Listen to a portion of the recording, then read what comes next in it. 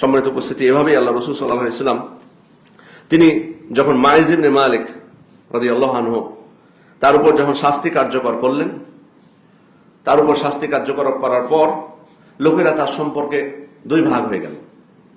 কেউ তার সম্পর্কে একটু কটু কথা বলল, আবার কেউ ভালো কথাও বলল। মাইজ ইবনে মালিক, যার উপর ব্যভিচারের কারণে যাকে রজম করা হয়েছিল, নিজেই তিনি শাস্তি চেয়ে নিয়েছিলেন। আল্লাহ রাসূল সাল্লাল্লাহু আলাইহি ওয়াসাল্লাম যখন শুনতে পেলেন এ কথা, যে কোন কোন লোক তার সম্পর্কে মন্দ কথা বলছে, কিন্তু আসলে তো উনি তওবা করেছিলেন, নিজের ভুল বুঝতে পেরে আল্লাহ রাসূল সাল্লাল্লাহু আলাইহি ওয়াসাল্লামকে এসে বলেছেন তাহিরনি, আল্লাহ রাসূল আমাকে পবিত্র করুন।